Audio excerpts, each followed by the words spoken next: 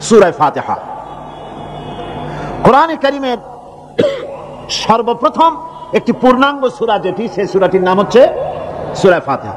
এর আগে যত সূরা নাজিল হয়েছে রাসূল কারীম সাল্লাল্লাহু আলাইহি ওয়াসাল্লামের কাছে তা ছিল 10 আয়াত, 20 আয়াত, 30 আয়াত এরকম করে করে, কিন্তু পূর্ণাঙ্গ সূরা হিসাবে হুজুরের কাছে প্রথম যে সূরাটি নাজিল হয় সেই সূরাটির নাম হচ্ছে সূরা ফাতিহা। আর এই ফাতিহার এটা গ্রন্থের প্রারম্ভিকা হিসাবে রাখা হয়েছে বলে এই সূরাটির নাম হচ্ছে আল ফাতিহা, সূরাতুল ফাতিহা অথবা ফাতিহাতুল কিতাব। যার সাহায্যে কোন জিনিসকে উদ্বোধন করা হয়, শুরু করা হয়, সেটার নাম হচ্ছে ফাতিহা। সূরা ফাতিহার একটা নাম না, বরং এর অনেকগুলি নাম আছে। সূরা ফাতিহার কম বেশি 22টি নাম পাওয়া যায়, আবার তাফসীরে রুহুল মানিতে এর 40টি নাম বলা হয়েছে। সূরা ফাতিহা অত্যন্ত ফজিলতপূর্ণ একটি সূরা, বরকতপূর্ণ সূরা। এই সূরাটির এক নাম হচ্ছে ফাতিহাতুল কিতাব, মানে হচ্ছে কোরআন কুঞ্জিকা, কোরআনের চাবি অথবা কোরআন প্রারম্ভিকা। এটাকে বলা হয়েছে উম্মুল কিতাব, কোরআনের কিতাবের মা। তো মা মানে কোরআন শরীফের পেটে সূরা ফাতিহা হয়েছে তা না। আরবিতে শব্দের অর্থ হচ্ছে কেন্দ্র, সেন্টার, আসল। এই জন্যে মক্কা শরীফকে বলা হয়, কোরআনে কারীম মক্কা শরীফকে বলেছে কি উম্মুল কোরা, গ্রাম সমূহের মা। সারা পৃথিবীর সমস্ত জায়গা থেকে, শহর গঞ্জ গ্রাম থেকে লোকেরা এখানে এসে একত্রিত হয়, সেজন্য এটার নাম রাখা হয়েছে উম্মুল কোরা। আবার সেনাবাহিনীর পতাকাকে বলা হয় উম্মুল, তার মানে হচ্ছে সমস্ত সেনাবাহিনী এই পতাকার ছায়াতলে ঐক্যবদ্ধ হয়, একত্রিত হয়, সেজন্য সেই পতাকার নাম হচ্ছে উম্মুল। অনুরূপ ভাবে গোটা কোরআনে কারীমের মধ্যে যা কিছু আছে তা সূরা ফাতিহার ভিতরে কেন্দ্রীভূত করা হয়েছে বলে এটার নাম হয়েছে উম্মুল কিতাব। এটার নাম হয়েছে সূরাতুর রাস। রাস শব্দের অর্থ হচ্ছে মগজ। মগজ হচ্ছে মাথার কেন্দ্রস্থল, আর গোটা কোরআনে কারীমের কেন্দ্রস্থল হচ্ছে সূরা ফাতিহা। সূরা ফাতিহার আরেক নাম হচ্ছে সূরাতুল কানজ, অর্থাৎ খনি, খনির সূরা। তার মানে হচ্ছে জ্ঞান বিজ্ঞানের সমস্ত খনি আল্লাহ পাক সূরা ফাতিহার মধ্যে রেখে দিয়েছেন, সুবহানাল্লাহ ওয়া বিহামদিহি। এর আরেকটা নাম হচ্ছে সূরাতুল ওয়াফিয়া, অর্থাৎ পূর্ণত্ব প্রাপ্ত। এই সূরাটি হচ্ছে একমাত্র সূরা যা খণ্ডিত করে পড়া যায় না। কোরআন শরীফের যে কোনো সূরাকে অংশবিশেষ তেলাওয়াত করে নামাজ পড়তে পারেন, অংশবিশেষ পড়তে পারেন, কিন্তু সূরা ফাতিহা হচ্ছে এমন একটি সূরা যে সূরা খণ্ডিত করে পড়া যায় না। পড়তে হলে সবটাই পড়তে হবে, এজন্য এটার নাম হচ্ছে পূর্ণত্ব প্রাপ্ত। এটাকে বলা হয়েছে আসাসুল কোরআন, অর্থাৎ কোরআনের ভিত্তি। 30 পারা কোরআনের পূর্ণাঙ্গ ব্যবস্থা পেশ করা হয়েছে, তার ভিত্তি হচ্ছে সূরা ফাতিহা। এটার নাম হচ্ছে সূরাতুল হামদ, প্রশংসার সূরা।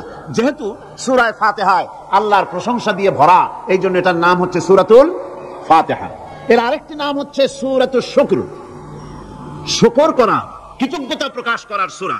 এই সূরাটির মধ্যে মানুষ আল্লাহ পাকের অসীম অনুগ্রহের শুকরিয়া আদায় করে বলে প্রশংসার মাধ্যমে, এই জন্য এটার নাম হয়েছে সূরাতুশ শুকর। সূরাটির আরেকটি নাম হচ্ছে সূরাতুদ দুআ। এই সূরাটি একটি দোয়া, একটি প্রার্থনা, আল্লাহ পাকের কাছে প্রার্থনা করা হয়, সেজন্য এটার নাম হচ্ছে সূরাতুদ দুআ। এর আরেকটি নাম হচ্ছে সূরাতুস সুআল, অর্থাৎ কামনা করার সূরা, আল্লাহর কাছে চাওয়ার সূরা। এই সূরায় অনেক কিছু আছে যা আল্লাহর কাছে চাওয়া হয়। এই সূরাটি, এর আরেকটি নাম হচ্ছে সূরাতুশ শিফা, অর্থাৎ প্রতিষেধক, রোগ ব্যাধি ইত্যাদি মুক্ত হওয়ার জন্য। সূরা ফাতিহা আপনারা আল্লাহর ওলিদের কাছে, ওলামাদের কাছে যে যান, পানি নিয়ে, তেল নিয়ে, কালো জিরা নিয়ে, ওনারা যা পড়ে ফু দেন, সেই গোপন কথাটা বলে দেই, সেটা হচ্ছে সূরা ফাতিহা। সূরা ফাতিহা কোন কিতাবে মুফাসসিরিন কিরাম লিখেছেন, মুহাদ্দিসিনরা লিখেছেন যে দুরারোগ্য ব্যাধি, কোন ওষুধে ভালো হচ্ছে না, প্রতিদিন 40 বার করে সূরা ফাতিহা পড়ে পানিতে দম করে ফজরের পরে 41 দিন যদি এভাবে সেবন করে, সেই দম করা পানি দুরারোগ্য ব্যাধি আল্লাহ পাক ভালো করে দিবেন, সুবহানাল্লাহ ওয়া বিহামদিহি। এটা হচ্ছে সূরাতুশ শিফা। এটাকে বলা হয় সূরাতুস সালাত। নামাজ হবেই না সূরা ফাতিহা ছাড়া, নামাজ সূরা ফাতিহা ছাড়া হবে না। এই জন্য লা সালাতা লিমান লাম ইয়াকরা বিফাতিহাতিল কিতাব, হাদিস শরীফে এসেছে সূরা ফাতিহা ছাড়া নামাজ শুদ্ধ হবে না, নামাজ জায়েজ হবে না। সেই জন্য এটার নাম হচ্ছে সূরাতুস সালাত। কোরআনে কারীমের এই সূরাটি, এটাকে হযরত পীর সাহেব কেবলা একটি আয়াত তেলাওয়াত করে বলেছেন, সাবউল মাসানি এটা হচ্ছে নিত্য পাঠনীয় সপ্তবাক্য, যে 7টি বাক্যকে সবসময় পড়া লাগে। তার মানে হচ্ছে যে ব্যক্তি নামাজ পড়ে 5 ওয়াক্ত 24 ঘন্টার ভিতরে সূরা ফাতিহা একেবারে কম করেও যদি হয়, তাহলে 40 বার এই সূরা 24 ঘন্টায় নামাজি ব্যক্তিকে পড়তে হয়। এই জন্য সবসময় পাঠনীয় এই সূরাটি। সূরাটি মোট অক্ষর সংখ্যা হচ্ছে 113, শব্দ সংখ্যা হচ্ছে 25টি। এটি হচ্ছে সূরা ফাতিহা, একটি রুকু, 7টি আয়াত। নাজিলের অবতীর্ণ হওয়ার স্থান হচ্ছে মক্কা আল মুকাররমা। রাসূল করিম সাল্লাল্লাহু আলাইহি ওয়াসাল্লামের মক্কি জিন্দেগিতে সূরাটি অবতীর্ণ হয়। শুরু হচ্ছে সূরা ফাতিহা, আলহামদুলিল্লাহি রাব্বিল আলামিন। সূরা ফাতিহা আমি বলি এটি যেন একটি অভিনন্দন পত্র। এটি কি? অভিনন্দন পত্র। বান্দা দিচ্ছে তার রবকে, রবের ভাষায় শেখানো অভিনন্দন পত্র বান্দা তার রবকে প্রকাশ করছেন, দিচ্ছেন। অভিনন্দন পত্রে 3টা জিনিস থাকে, আপনারা লক্ষ্য করে শুনলে বুঝতে পারবেন ইনশাআল্লাহ। একবার ভাবুন যে কত বড় কথা, 30 পারা কোরআনের মধ্যে যা আছে তার সবটা আল্লাহ পাক তার সারাংশ সূরা ফাতিহায় ঢুকাইছেন। তাহলে এটা জিনিসটা কি এটা বুঝতে হবে, এবং সেই ধরনের অন্তর নিয়ে, মন নিয়ে বুঝতে হবে আর বুঝতে চেষ্টা করতে হবে। আমি ধীরে ধীরে আপনাদের সামনে পেশ করব ইনশাআল্লাহ, বিইজনিল্লাহ, বিমাশিয়াতিল্লাহ, বিফদলিল্লাহ। সূরা ফাতিহার মধ্যে আমি বলেছি এটা একটি অভিনন্দন পত্রের মতো। কিরকম? অভিনন্দন পত্রে 3টা জিনিস থাকে। কয়টা জিনিস থাকে? 3টা। প্রথমে থাকে প্রশংসা। অভিনন্দন পত্রে প্রথমে কি থাকে? প্রশংসা। 2 নম্বরে থাকে পরিচয়, 3 নম্বরে থাকে দাবি। 3 নম্বরে থাকে দাবি। প্রথমেই দাবি করা হয় না, এটা ঠিক না। প্রথমেই প্রশংসা। সমস্ত অভিনন্দন পত্র আপনারা দেখবেন, মন্ত্রী আসুক, প্রেসিডেন্ট আসুক, অভিনন্দন পত্র পেশ করা হয়, সুন্দর ভাষায় লেখে, হে সংগ্রামী জননায়ক, গরিবের বন্ধু, জাতির কিছু একটা, এইভাবে করে বহুত প্রশংসা করে তারপরে তার নাম খুঁজে পাওয়াই মুশকিল প্রশংসার ঠেলায়। আপনার আগমনী বার্তায় আমাদের এই চট্টগ্রামের আকাশ বাতাস মুখরিত, আবাল বৃদ্ধ বনিতা আনন্দে উদ্বেলিত, কে কি করবে দিশে করতে পারছে না, এরকম প্রশংসা। এই প্রশংসা দিয়ে তারপরে বলে আমরা চট্টগ্রাম কলেজের কর্তৃপক্ষ, আমাদের বেড়া নাই, টিন নাই, চাল নাই, ইট নাই, সিমেন্ট নাই, আমাদের এগুলি দাবি। তাহলে প্রথমে গেল প্রশংসা, 2 নম্বরে পরিচয়, 3 নম্বরে দাবি। মূলত এই ভদ্রতা প্রথমে কেউ বলে না। মন্ত্রী সাহেব চিটাগং এ আসছেন তো, আমাদের দাবি না মিটাইয়া ঠ্যাং আস্ত নিয়ে ঢাকা ফিরতে পারবেন না, এরকম বলে নাকি? এরকম বললে কিছুই পাওয়া যাবে না। মূলত এই যে ভদ্রতা, এই শালীনতা, এই শিষ্টাচার শিক্ষা দিয়েছে আল কোরআন। সুবহানাল্লাহ। বান্দাকে কিছু চাইতে হবে, আর চাওয়াটা শিখাইছেন কে? আল্লাহ। কে শিখিয়েছেন? বান্দাকে একটা বড় জিনিস চাইতে হবে, একটা বড় জিনিস চাইতে হবে আল্লাহর কাছে। সে চাওয়াটা কি সেটা আল্লাহ শিখাইছেন। যেহেতু আমরা তো জানি না, বুঝি না, আল্লাহ আমাদের কত মেহেরবান, তার কত দয়া, আমাদের শিখাই দিচ্ছেন কেমনে প্রশংসা করতে হবে, কেমনে পরিচয় দিতে হবে, আর কেমনে দাবি করতে হবে। 3টি জিনিস সূরা ফাতিহার মধ্যে আল্লাহ পাক ঢুকিয়ে দিয়েছেন। সুবহানাল্লাহ। সুতরাং বলা হচ্ছে, আল্লাহ পাক বলছেন আলহামদুলিল্লাহি রাব্বিল আলামিন। সমস্ত প্রশংসা, যাবতীয় প্রশংসা সবকিছু আল্লাহ পাকের জন্য, যিনি রব্বুল আলামিন, যিনি বহু জগতের, অসংখ্য জগতের যিনি পালনেওয়ালা রব, তার জন্য এই সমস্ত প্রশংসা।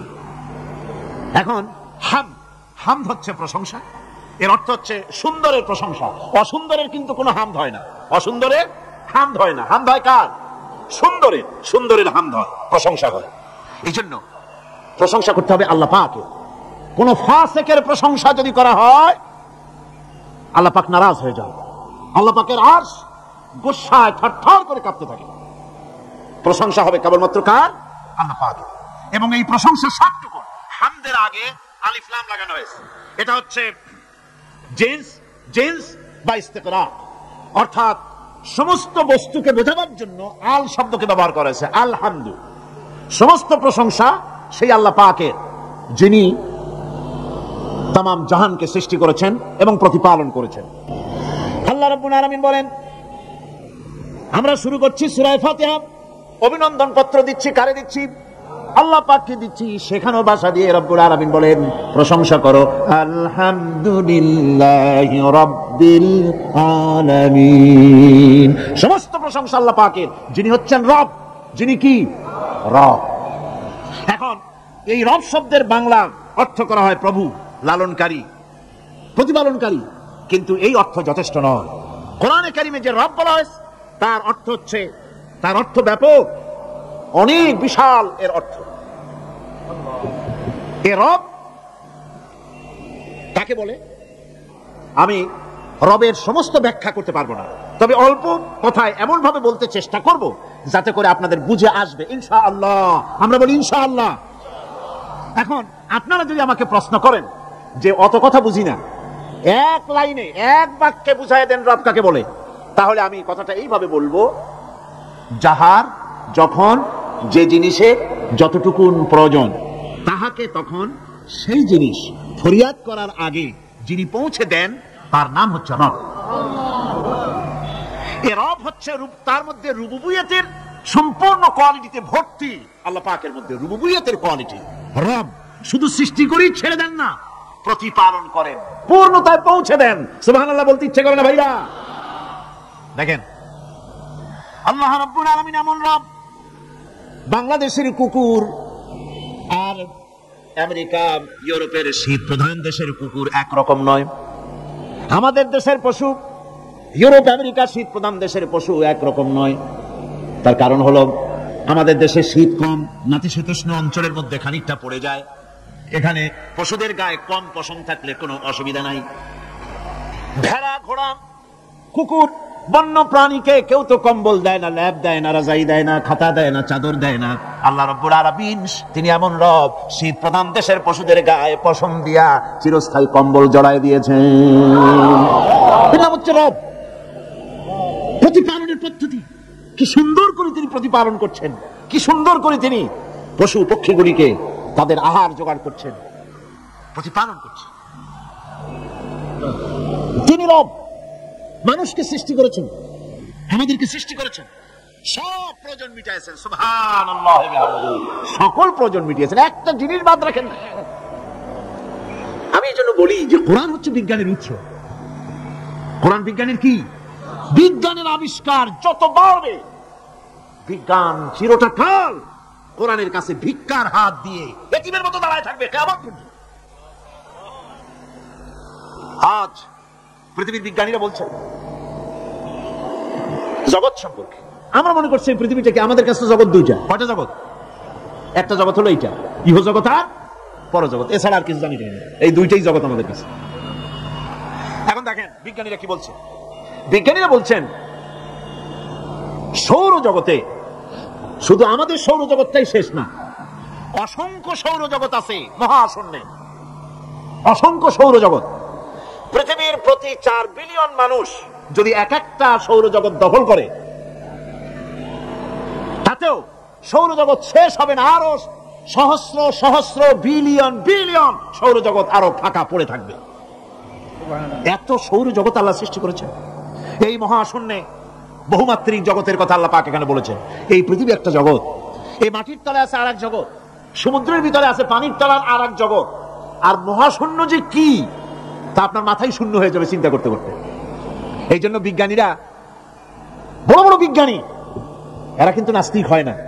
বর্তমান বিজ্ঞানীরা চিন্তা করে গবেষণা করে খেয়ে হারিয়ে ফেলছে মহাশূন্যকে দেখে। যেখানে আছে গ্যালাক্সি, যেখানে আছে মিল্কি ওয়ে, যেখানে রয়েছে অসংখ্য তারকা, এই পৃথিবীটা মহাশূন্য আল্লাহ যেভাবে তৈরি করেছেন সেই তুলনায় এই পৃথিবী একটা মার্বেলের চাইতে খুব বেশি একটা বড় কিছু হয় বলে মনে হয় না। পৃথিবী যদি হয় একটা মার্বেলের মতো, তাহলে আমরা যে মানুষ, আমাদের অস্তিত্ব কোথায় চিন্তা করেন।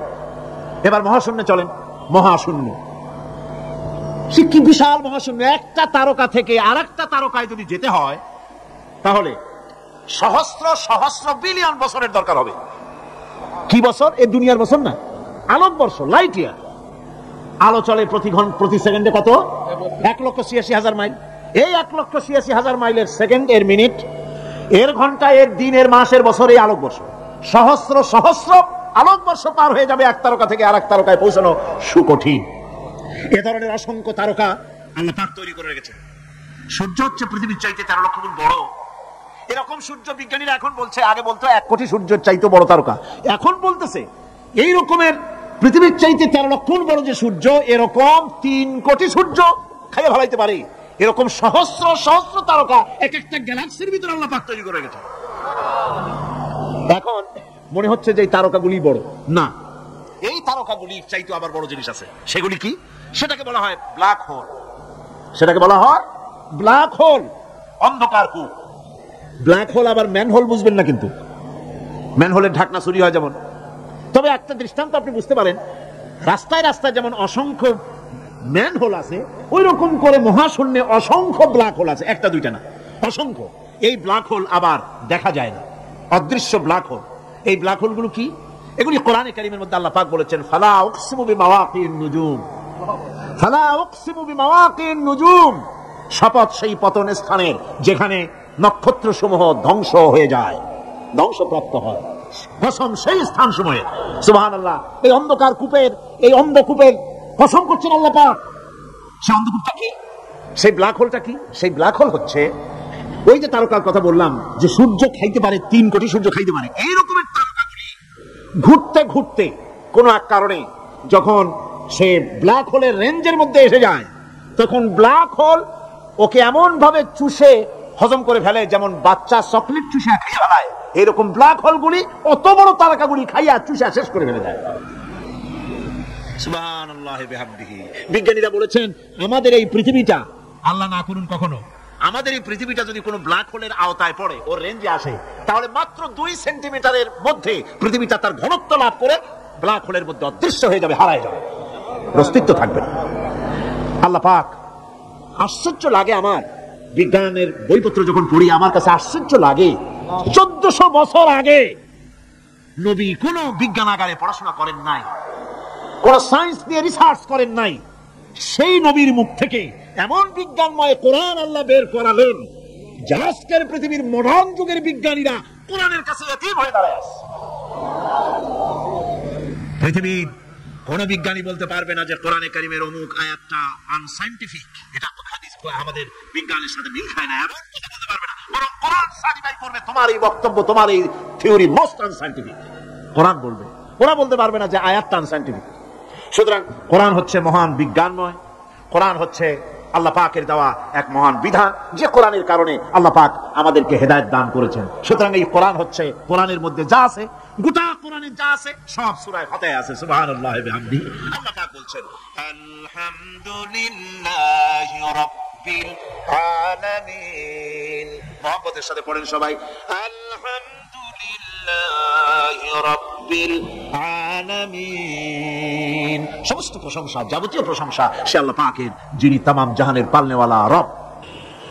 আল্লাহ পাক তার কাছে যখন বান্দা আলহামদুলিল্লাহি রাব্বিল আলামিন বলে, তখন প্রশ্ন হয় যে তার, যার প্রশংসা তুমি করছো, তোমরা করছো, তার কি আরো কোনো গুণকীর্তন আছে নাকি? আমরা বলি আর রহমানির রহিম, তিনি পরম দাতা এবং দয়ালু। রহমান এবং রহিম দুটি হচ্ছে সমঅর্থবোধক, প্রায় কাছাকাছি অর্থবোধক শব্দ। অসীম মেহেরবান এবং বিশেষ করুণাময় তিনি, যিনি রহমান এবং রহিম। রহমান রহিম আল্লাহ পাকের দুটি গুণবাচক নাম। রহমান অপেক্ষা, রহিম অপেক্ষা রহমান, এটা হচ্ছে বেশি ব্যাপক অর্থবোধক, যার জন্য তাফসীরে বলা হয়েছে আর রহমানু যুর রাহমাতিশ শামিলা বিজামিল খালায়েক ফিদ দুনিয়া ওয়াল মুমিনিনা ফিল আখিরাহ। অর্থাৎ রহমান তিনি, যিনি এমন রহমতের মালিক যা বিশেষত গোটা বিশ্বের সমস্ত মানুষের জন্য প্রযোজ্য। আর রহিম হচ্ছে শুধু কিয়ামতের দিন পৃথিবীতে রহমান, তিনি দয়াবান পৃথিবীর সমস্ত মানুষের জন্য এবং কিয়ামতে শুধু মুমিনদের জন্য। রহমান কিয়ামতে শুধু মুমিনদের জন্য। আর রহিম হচ্ছে আর রহিম যুর রাহমাতিশ শামিলা লিল মুমিনিনা ইয়াউমিল কিয়ামা। রহিম হচ্ছে শুধুমাত্র কিয়ামতের দিন আল্লাহ রাব্বুল আলামিন শুধু মুমিন লোকদের জন্য এই বিশেষ দয়া কিয়ামতের দিন করবেন। এখন রহমান হচ্ছেন পৃথিবীর সমস্ত মানুষের জন্য, সমস্ত প্রাণীর জন্য তার দান থেকে কেউ বঞ্চিত থাকবে না। সকলের জন্য তার দানের দরজা অবারিত, উন্মুক্ত।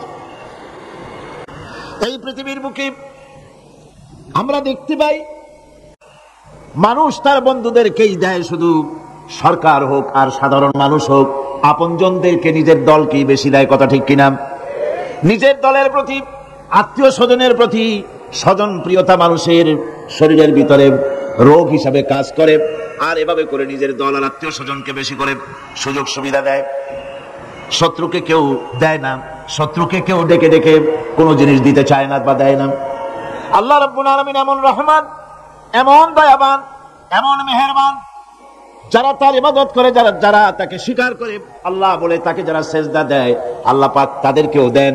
আর যারা আল্লাহকে অস্বীকার করে, আল্লাহ রাব্বুল আলামিনকে মানে না, তার গুণাবলী কি স্বীকার করে না, তার অস্তিত্ব স্বীকার করে না, তারপরেও আল্লাহ রাব্বুল আলামিন কোন নাফরমান বান্দাকেও রহমত থেকে বঞ্চিত করেন না। সে যেই হোক, বেনামাজি হোক, মুরতাদ হোক, নাস্তিক হোক, তারপরে আল্লাহর অনুগ্রহ থেকে সে বঞ্চিত থাকে না। কথা ঠিক কিনা? বরং এটাই আমরা দেখি, নামাজি, দিনদার, পরেজগার মানুষ তার বরং কম থাকে, সে বরং কম পায়। বাড়ি নাই, ঘর নাই, কলকারখানা নাই, আর নামাজ রোজা করে না, হজ যাকাত করে না, আল্লাহর সাথে বিরোধিতা করে, আল্লাহরে মানেই না, বলে দেয়ার ইজ নো গড, স্রষ্টা বলতে কেউ নাই। এই ড্রিঙ্ক অ্যান্ড বি মেরি, এই হচ্ছে তাদের থিওরি, তাদের দর্শন, তাদের ফিলসফি। এই জাতীয় লোকগুলি বরং দেখা যায় তারা ক্ষমতা পায়, বাড়ি হয়, গাড়ি হয়, কল হয়, কারখানা হয়, সম্মান পায়। এটা কেন? এর কারণ হচ্ছে আল্লাহ রাব্বুল আলামিন এই পৃথিবীর কোনো মূল্য দেন না। এই পৃথিবীর মূল্য যদি আল্লাহ পাকের কাছে একটা মশার দানার তুল্য যদি হতো, আল্লাহ পাক বিদ্রোহীদেরকে, কাফেরদেরকে এক ঢোক পানি আল্লাহ পাক গিলতে দিতেন না। এবার চিন্তা করেন, আল্লাহর ব্যাপারে যে দৃষ্টান্তটা দেওয়া হয়েছে, দৃষ্টান্তটা কত গুরুত্বপূর্ণ। মশার দানার তুল্য, মশার দানার তুল্য এই পৃথিবীর দাম নাই আল্লাহর কাছে। আপনাকে যদি কেউ 10 লক্ষ মশার দানা বহু কষ্ট করে জোগাড় করিয়া যদি কেউ দেয়, তাহলে আপনি কয় টাকা দিয়ে কিনবেন? 4 পয়সা দিয়েও একজনে বলছে 4 পয়সা দিবে না। তাহলে বোঝেন এর কোনো মূল্য নাই। একটা মশার দানার তুল্য মূল্য আল্লাহ পাক এই পৃথিবীর দেন না, যার কারণে অবারিত উন্মুক্ত হস্তে আল্লাহ পাক সমস্ত মানুষের জন্য, প্রাণী জগতের জন্য তিনি করুণা করেছেন সকলকে। এই করুণাময় রহমান আল্লাহ পাক তিনি গুনাহগারদেরকে, যারা আল্লাহ পাকের ফরমাবরদারি করতেছে, তাদেরকে সকলকে আল্লাহ পাক সমানভাবে তার জিনিসগুলিকে তিনি দিয়ে দিচ্ছেন। এটা হচ্ছে রহমান। আর রহিম হচ্ছে, হাদিস শরীফে বলা হয়েছে, আর রহমানু রহমানুদ দুনিয়া ওয়াল আখিরাহ, আর রহিমু রহিমুল আখিরাহ। মুমিন রহমান তো শুধু আল্লাহ পাক দুনিয়া এবং আখিরাতের জন্য, আর রহিম শুধুমাত্র আখিরাতের জন্য। আবার কোন কোন আয়াতে বলা হয়েছে যে আল্লাহ পাক দুনিয়ার মানুষের জন্য রহিম। একটি আয়াতে ভাবে বলা হয়েছে, হুয়াল্লাযী ইউসাল্লি আলাইকুম ওয়া মালাইকাতুহু লিইখরিজাকুম মিনাজ যুলুমাতি ইলান নূর ওয়া কানা বিল মুমিনিনা রহিমা। সে আল্লাহই তোমাদের প্রতি রহম করেছেন, রহমত নাজিল করেছেন, এবং তার ফেরেশতাগণ এই উদ্দেশ্যে যে তোমাদেরকে তিনি অন্ধকার থেকে আলোর দিকে বের করে নিয়ে আসবেন। আর তিনি হচ্ছেন মুমিনদের জন্য রহিম, অত্যন্ত দয়াবান। আরবি ভাষায় আর রহমান অন্তর্জগতের এমন একটি নম্র উচ্ছ্বাসিত অবস্থার প্রতি ইঙ্গিত করে, যার ফলে তার স্বতঃস্ফূর্তভাবে নিজের থেকেই মহানুভবতা এবং প্রীতি ও মহব্বতের ইচ্ছার বহিঃপ্রকাশ ঘটে। তাই রহমতের মধ্যে আছে স্নেহ, আছে প্রীতি, আছে অনুগ্রহ। আল্লাহ পাকের রহমতটা কি জিনিস? সেটা হচ্ছে রহমতি ওয়াসিআত কুল্লা শাই। আমার রহমত দিয়ে সমস্ত জিনিসকে ঢেকে রাখা হয়েছে। প্রত্যেকটি জিনিসের ভিতরে আল্লাহ পাকের রহমত রয়েছে। রহমত ছাড়া এই পৃথিবীতে মানুষের চলার কোনো পথ নাই। সমস্ত ব্যাপারই আল্লাহ পাকের রহমত আর রহমত। আমরা যখন বললাম আর রহমানির রহিম, বলেন সবাই আর রহমানির রহিম। আবার প্রশ্ন হয়, বান্দা বুঝলাম, আরো কোনো কোয়ালিটি, আরো কোনো বৈশিষ্ট্য তার আছে নাকি? আমরা বলি মালিকি ইয়াউমিদ্দিন, তিনি হচ্ছেন বিচার দিনের মালিক। শেষ বিচারের মালিক তিনি। একদিকে এটাকে ব্যালেন্স করা হয়েছে, একদিকে অফুরন্ত রহমত, যার কোনো কুল নাই, কিনারা নাই। এখন আদল দরকার, এখন কি দরকার? আদল, ইনসাফ দরকার। আল্লাহ পাক একদিকে অফুরন্ত রহমত আর নিয়ামত দিয়ে পৃথিবীকে ছেড়ে রেখেছেন, অপর দিকে বলেছেন আমি হচ্ছে বিচার দিনের মালিক, সেদিন আমি বিচার করব। সেই বিচারের ভিতরে কোনো পক্ষপাতিত্ব থাকবে না, হবে না। সেখানে তিনি হবেন হাকামুল হাকিমিন, ওইটা হবে সুপ্রিম কোর্টের সুপ্রিম কোর্ট। সেই পরকালে, সেই কিয়ামতের মাঠে আপনাকে আমাকে সকলকে উপস্থিত হতে হবে, নাকি হবে না? সবাইকে উঠতে হবে। এই দিন শব্দটি কোরআনে কারিমে বহু জায়গায় বলা হয়েছে এবং বিভিন্ন অর্থে ব্যবহার করা হয়েছে। যেমন দিন শব্দের অর্থ প্রভাব, প্রতিপত্তি, আধিপত্য, ইতাআত, বন্দিগি, দাসত্ব, আনুগত্য, নীতি, পথ, পন্থা, হিসাব, ফয়সালা, প্রতিদান, প্রতিফল, এরকম অনেক অর্থ, অনেক অর্থে দিন শব্দ কোরআনে কারিমের মধ্যে ব্যবহৃত হয়েছে। কিন্তু এখানে মালিক ইয়াউমিদ্দিন, এই দিন এখানে ব্যবহার করা হয়েছে প্রতিফল অর্থে। প্রতিফলের দিন, যেদিন প্রতিফল দেওয়া হবে, তিনি হচ্ছেন সেই দিবসের অধিপতি, সেই দিবসের মালিক। সূরা ইনফিতারে আল্লাহ পাক বলছেন ওয়ামা আদরাকা মা ইয়াউমুদ্দিন সুম্মা মা আদরাকা মা ইয়াউমুদ্দিন। বিচারের দিনটি কি তা তোমাকে কে জানালো? আবার জিজ্ঞেস করছি, তোমাকে কে জানালো বিচারের দিনটা কি? আল্লাহ পাক জবাবে বলছেন বিচারের দিনটা হচ্ছে ইয়াউমা লা তামলিকু নাফসুন লিনাফসিন শাইআন ওয়াল আমরু ইয়াউমা ইযিন লিল্লাহ। বিচারের দিন হচ্ছে এমন দিন যেদিন কেউ নিজেকে রক্ষা করতে পারবে না, কারো থেকে কেউ নিজেকে রক্ষা করতে পারবে না, নিজেকে কেউ নিজের জন্য কাউকে সাহায্যকারী পাবে না। আর সমগ্র ব্যাপারটি নিরঙ্কুশ ভাবে আল্লাহ রাব্বুল আলামিনের হাতে থাকবে। সেই দিনটার নাম কিয়ামত, সেটার নাম পরকাল, সেটার নাম হচ্ছে বিচারের দিন। যেদিন কর্তৃত্ব হবে কেবলমাত্র কার? আল্লাহ পাক। সেই দিনটা হচ্ছে কর্মফল পাওয়ার দিন। লাহা মা কাসাবাত ওয়া আলাইহা মাকতাসাবাত। প্রত্যেক মানুষই সেই উপার্জন অনুসারে সেখানে ফল পাবে। যেমন কর্ম তেমন ফল পাবে, ব্যক্তি হিসাবে পাবে, দল হিসাবে পাবে। তিলকা উম্মাতুন ক্বাদ খালাত লাহা মা কাসাবাত ওয়া লাকুম মা কাসাবতুম ওয়া লা তুসআলুনা আম্মা ইয়ামালুন। প্রত্যেক মানুষই তার উপার্জন অনুসারী ফল পাবে। যা সে পাবে তা নিজের উপার্জন ছাড়া আর কিছুই না, আর যে ফল পাবে সেটাও তার উপার্জন। সুতরাং কিয়ামতের দিন আল্লাহ মানুষের উপরে কোনো জুলম করবেন না, অত্যাচার করবেন না। আল্লাহ পাক তো তার বান্দার জন্য জুলুমকারী নন, ঠিক কি না?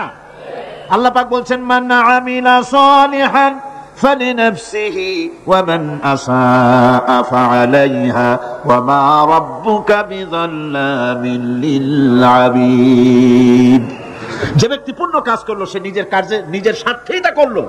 আমরা যে নামাজ পড়ি এটা কি আল্লাহর স্বার্থ? কথা কোন আল্লাহর স্বার্থ? সারা পৃথিবীর সমস্ত মানুষ যদি আল্লাহর সিজদা দেয়, আল্লাহর ক্ষমতা আরো কিছু কালের জন্য বাড়বে নাকি?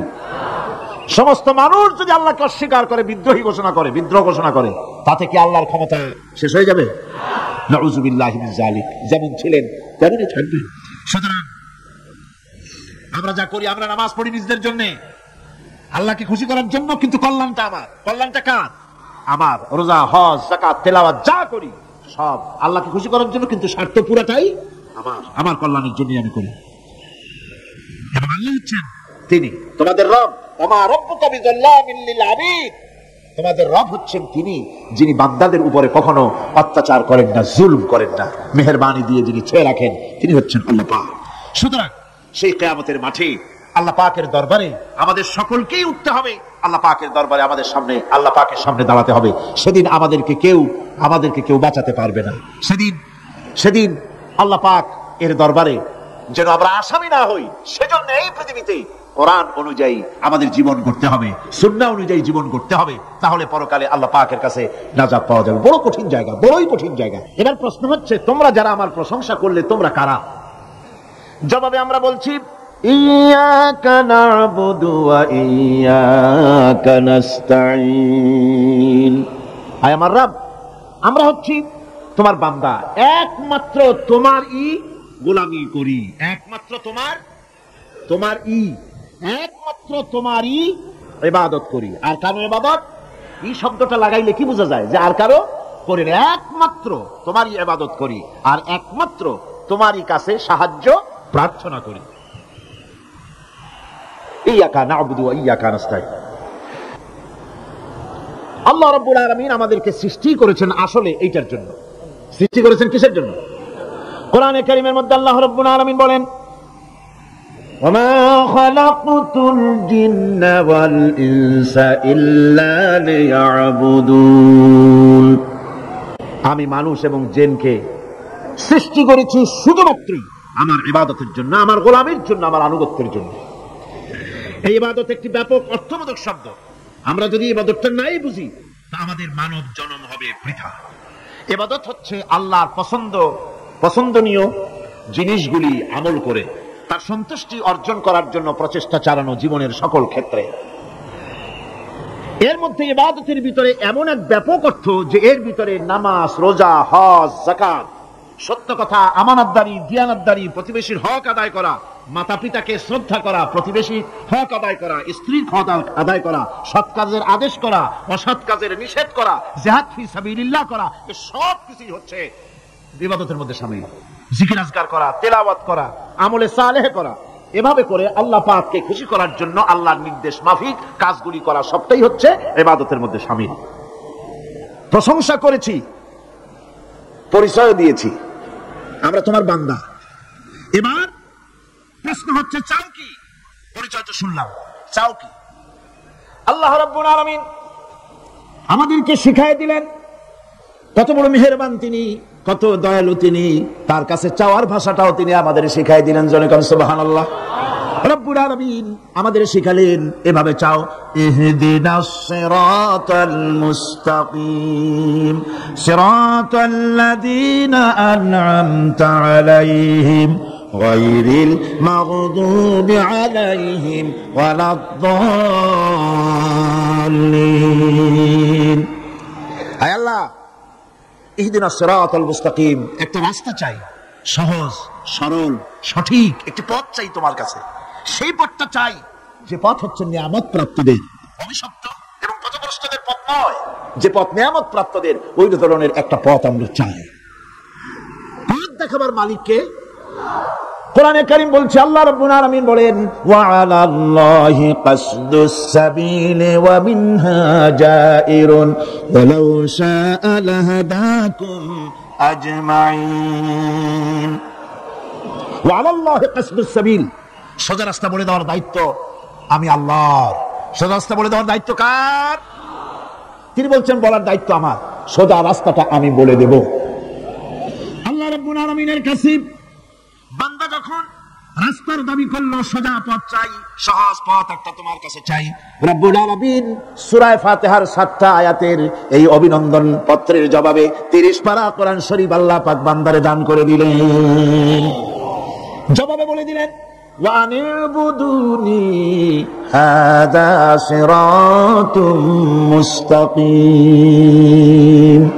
সোজা রাস্তাটা হলো আমার আনুগত্য, আমার গোলামি, আমার দাসত্ব, এটাই হলো সোজা রাস্তা। এই সোজা রাস্তাটা আমি বলবো। রাস্তা তো অনেক হতে পারে, কিন্তু সোজা রাস্তা বলে দেওয়ার দায়িত্ব কার? আল্লাহ পাক।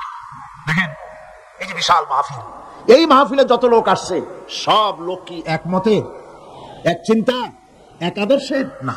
এই কয়েক লক্ষ জনতার ভেতরে হাজারো মতের লোক আছে, হাজারো চিন্তার লোক আছে, হাজারো আদর্শের লোক আছে।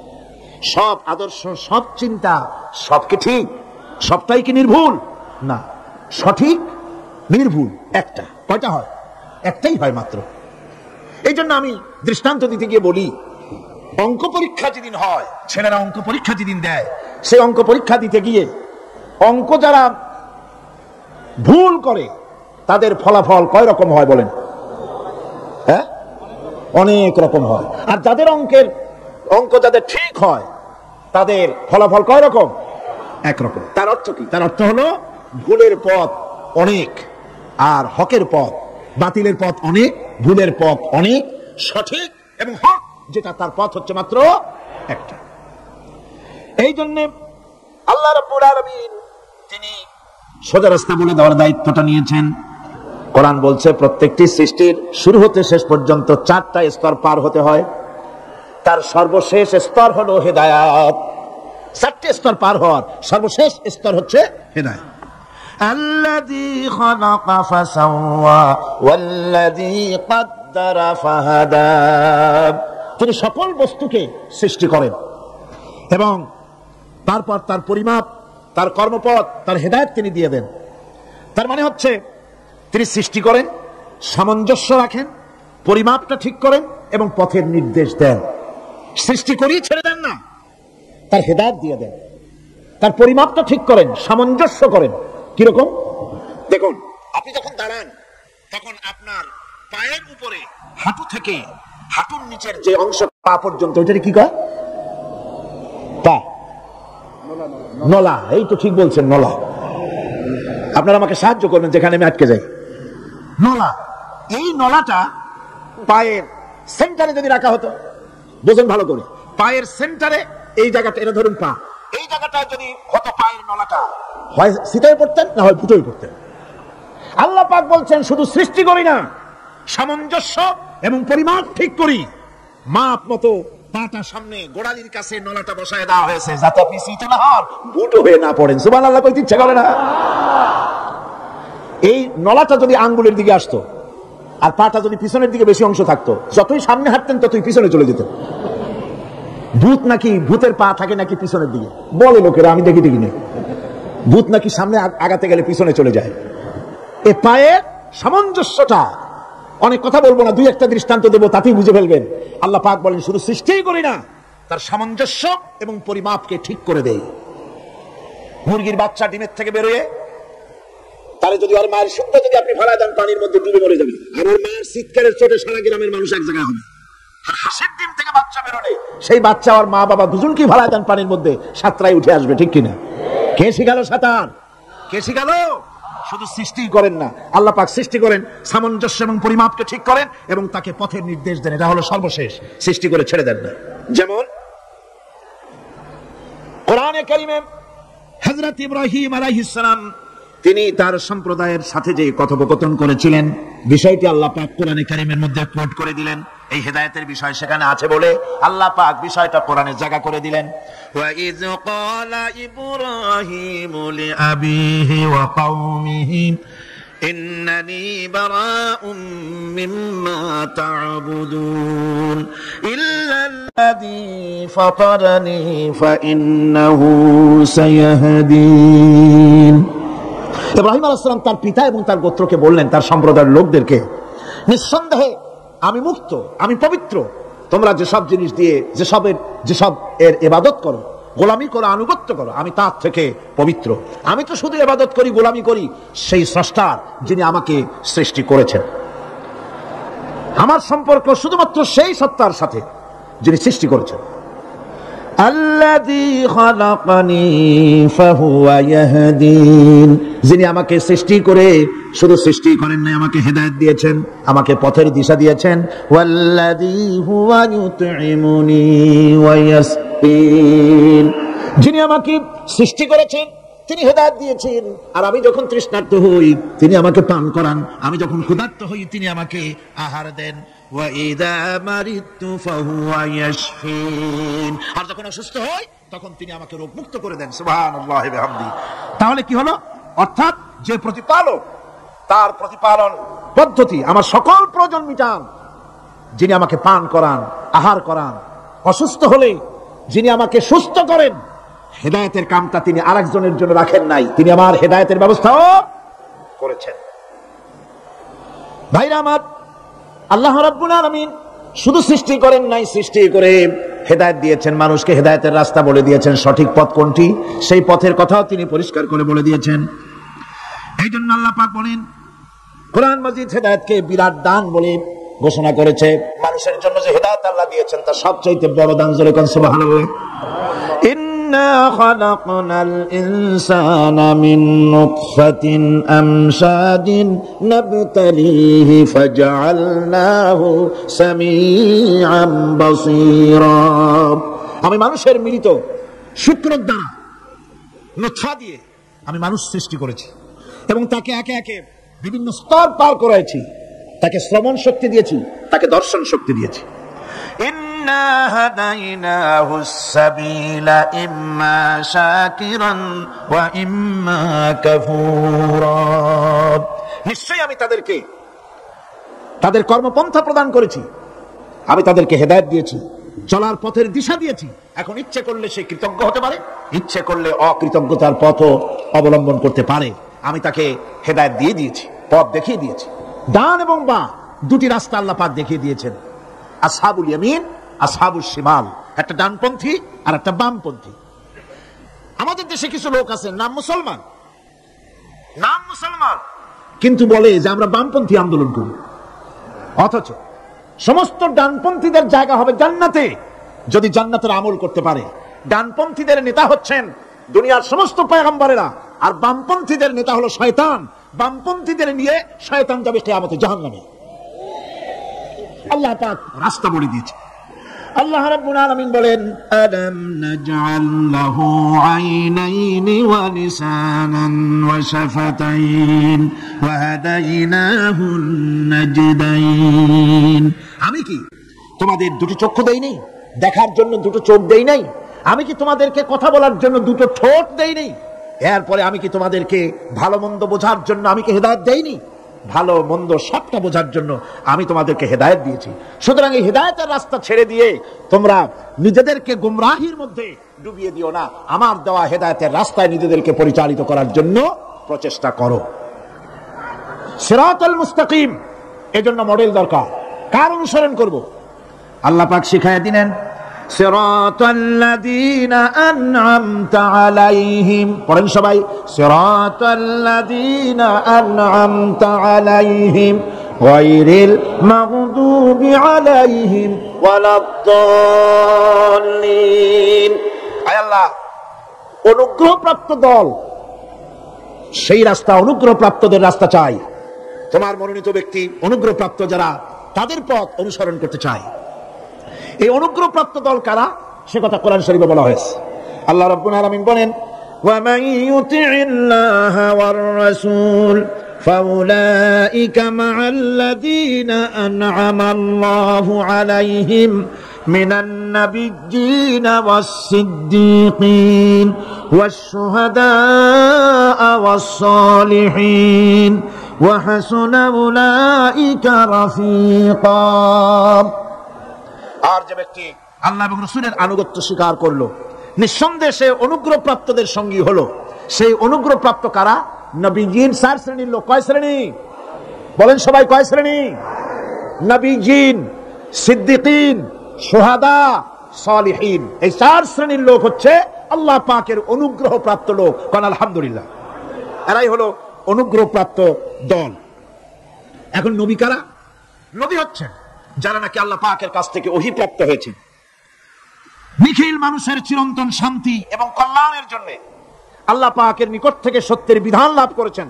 তারাই হচ্ছেন নবী, যারা আল্লাহ পাকের কাছ থেকে ওহী প্রাপ্ত হয়েছেন। আর নবীরা হচ্ছেন মাসুম, নবীরা হচ্ছে বেগুনাহ। নবীদের কোনো ভুল নাই, নবীদের কোনো গুনাহ নাই। সুবহানাল্লাহ।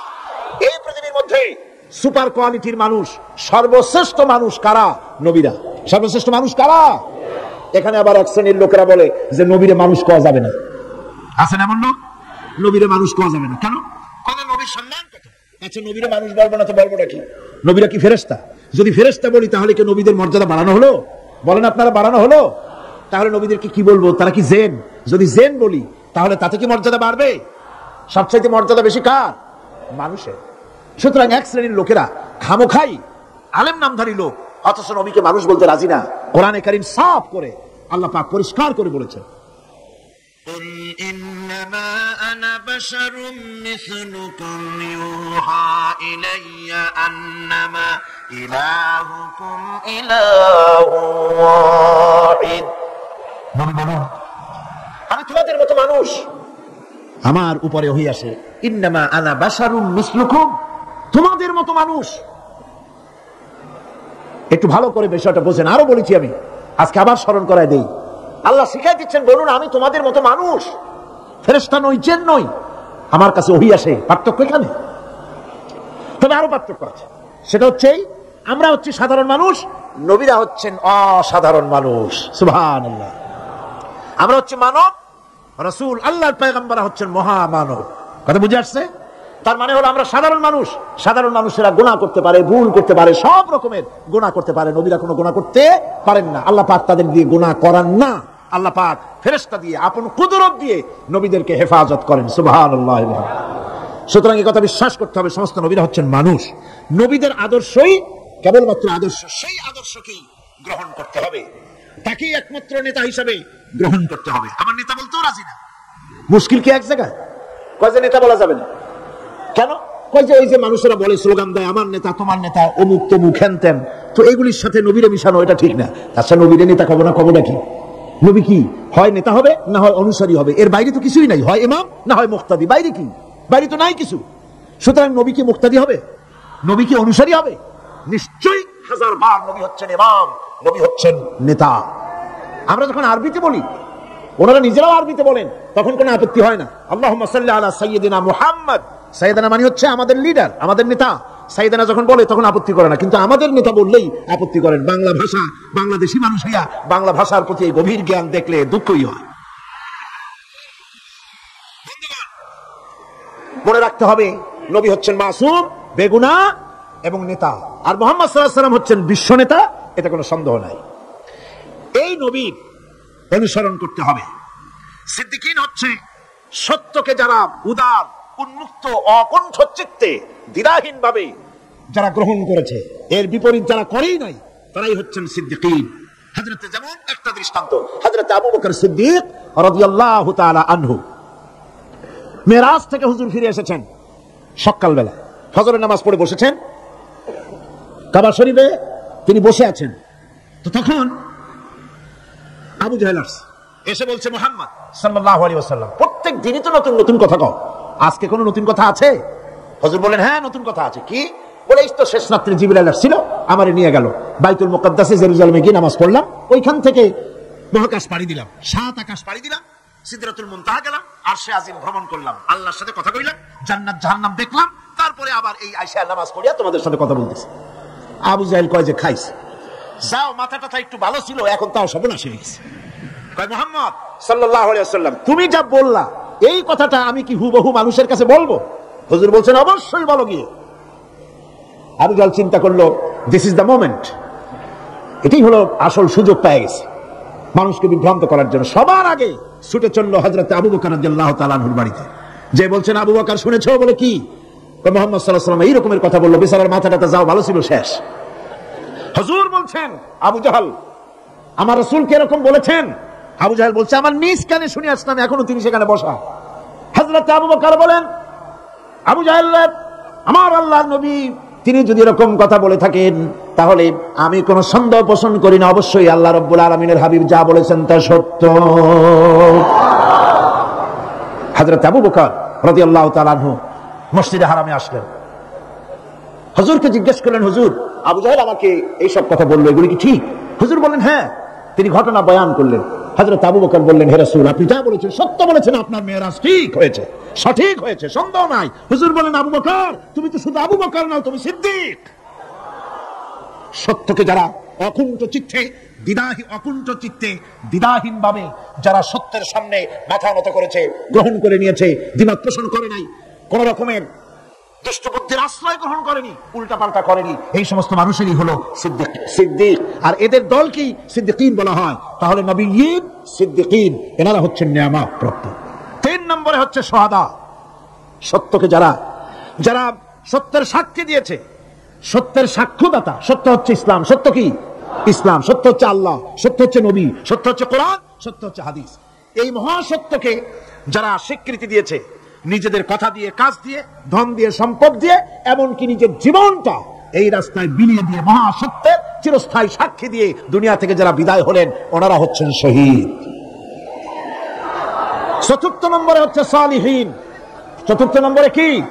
সালিহিন। সালিহিন হচ্ছে জীবনের প্রত্যেকটি ক্ষেত্রে যারা একনিষ্ঠভাবে আল্লাহর বিধান পালন করেছেন, যারা পুণ্যের সাথে সুদৃঢ় থেকেছেন, যারা অটল থেকে পুণ্যের সাথে, হকের সাথে অটল থেকেছেন, কোন অবস্থাতেই ইসলামী আদর্শের বিরুদ্ধে আচরণ করেনি, তারাই হচ্ছেন সালিহিন। ইসলামের আদর্শ ছাড়ে নাই, পরিত্যাগ করে নাই। জীবনের সবকিছুর বিনিময় এটাকে আঁকড়ে ধরে থেকেছেন, ইসলামী আদর্শের পরিপন্থী কিচ্ছু করেন নাই। তারা হচ্ছেন সালিহিন। আলহামদুলিল্লাহ। আল্লাহর অনুগ্রহ প্রাপ্ত কয় শ্রেণী? 4 শ্রেণী। নবীজিন, সিদ্দিকিন, শুহাদা, সালিহিন। এই 4 শ্রেণীর লোকেরাই হচ্ছে নিয়ামত। আমরা বলেছি সিরাতাল্লাযীনা আন'আমতা আলাইহিম গায়রিল মাগদুবি আলাইহিম ওয়ালাদ-দাল্লিন। নিয়ামত প্রাপ্তদের পথ চাই, অনুগ্রহ প্রাপ্তদের পথ, আর অভিশপ্ত পথভ্রষ্টদের পথ আমরা চাই না, আমরা পরিহার করে চলবো। এটা একটু আদাও বটে। যারা অভিশপ্ত, যারা পথভ্রষ্ট, ওরা কারা? মাগদুব এবং দল্লিন। মাগদুব হচ্ছে অভিশপ্ত, দল্লিন হচ্ছে পথভ্রষ্ট। দুনিয়ার সমস্ত মুফাসসিরিন, মুহাদ্দিসিন সব একমত, মাগদুব হচ্ছে ইহুদিরা। মাগদুব কারা? বলেন না কারা? আর দল্লিন, অভিশপ্ত কারা? ইহুদিদের। অভিশপ্ত হওয়ার কারণটা কি? আল্লাহ রাব্বুল আলামিন বলেন, শোনো কারণ কি। وَضُرِبَتْ عَلَيْهِمُ الْمَسْكَنَةُ ذَلِكَ بِأَنَّهُمْ كَانُوا يَكْفُرُونَ بِآيَاتِ اللَّهِ وَيَقْتُلُونَ الْأَنبِيَاءَ بِغَيْرِ حَقٍّ ذَلِكَ بِمَا عَصَوْا وَكَانُوا يَعْتَدُونَ। তাদের উপর দারিদ্র এবং অসহায়তার অভিশাপ বর্ষিত হয়েছে। এর কারণ হলো তারা আল্লাহ পাকের আয়াতকে অস্বীকার করেছে, তারা অকারণে আল্লাহর নবীদেরকে হত্যা করেছে এবং প্রত্যেকটি ব্যাপারে আল্লাহর শরীয়তের সীমা লঙ্ঘন করেছে। যুরিবাত আলাইহিমুল যিল্লাতু ওয়াল মাসকানা ওয়া বাউ বিগাদাবিন মিনাল্লাহ। আল্লাহ পাক বলেছেন, চিরকাল ইহুদিরা অভিশপ্ত, তাদের কোনো আবাসস্থল হবে না, সারা জীবন ঘুরে বেড়াবে।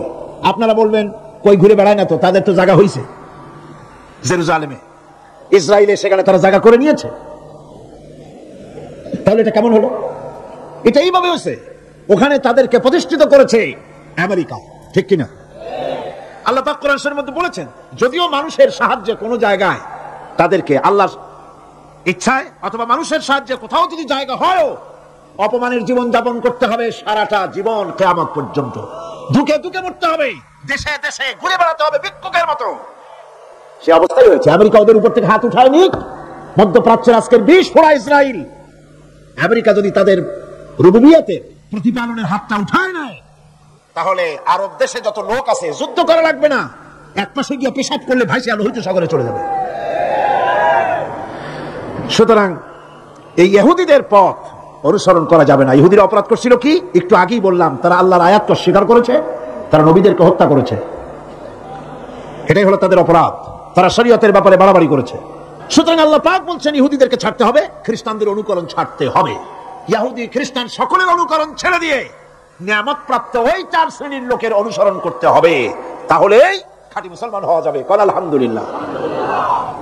এই হলো সূরা ফাতিহা, যা গত আজকের দিন সহ 5 দিন আমরা আলোচনা করলাম। কোন আলহামদুলিল্লাহ। এখন এই সূরা ফাতিহাকে আমি আপনাদের পকেটে উঠাই দিতে চাই, যাতে করে মনে থাকে। 5 দিনের অনেক কথা এক জায়গায় করে দিলে মনে করতে সুবিধা হবে, ঠিক কিনা? মনে রাখতে সুবিধা হবে। সূরা ফাতিহা আয়াত কয়টা? এই 7টি আয়াতের 7টি শিক্ষা আছে। সূরা ফাতিহার শিক্ষা 1, সকল প্রশংসা কেবলমাত্র হাদিস শরীফে এসেছে, ইদা মুদিহাল ফাসিকু ইহতাসাতিল আরশ। যখন কোন ফাসিকের প্রশংসা করা হয়, যে ব্যক্তি নামাজ পড়ে না, রোজা করে না, দিন মানে না, ঈমান নাই, চরিত্র নাই, এমন লোককে যখন প্রশংসা করা হয়, আল্লাহ পাকের আরশ গোসায় থরথর করে কাঁপতে থাকে। সুতরাং সমস্ত প্রশংসা হবে কার? আর প্রশংসা হবে বিশ্ব নবী জনাবে মুহাম্মদ রাসূলুল্লাহ সাল্লাল্লাহু আলাইহি ওয়াসাল্লাম। চিৎকার মেরে সারা জীবন আল্লাহ এবং রাসূলের প্রশংসা করতেই থাকবে। আমাদের করতে হবে, মুসলমানদের দায়িত্ব। আর প্রশংসা করব যারা আমার রাসূলের, আল্লাহর হুকুম মানে আর আমার রাসূলের অনুসরণ অনুকরণ যারা করে, তারা আমাদের সম্মানের পাত্র। আলহামদুলিল্লাহ। 2, শেষ বিচারের একমাত্র মালিক হচ্ছেন আল্লাহ পাক। সূরা ফাতিহার দ্বিতীয় শিক্ষা, শেষ বিচারের দিন, ডে অফ জাজমেন্ট, শেষ বিচারের দিনের মালিককে একচ্ছত্র অধিপতি আল্লাহ রাব্বুল আলামিন, যেদিন কেউ কথা বলতে পারবে না আল্লাহ পাকের নির্দেশ ছাড়া। সেই হাসরের মাঠের একচ্ছত্র মালিক আল্লাহ পাক। সুপ্রিম কোর্টের সুপ্রিম কোর্ট, সমস্ত জাস্টিসদের জাস্টিস হবেন আল্লাহ সুবহানাহু ওয়া তাআলা। এটা হলো দ্বিতীয় শিক্ষা, মনে রাখতে হবে। সেদিন আল্লাহ পাক তিনি বিচার করবেন, কঠিন বিচার হবে সেদিন, এটা মনে রাখতে হবে।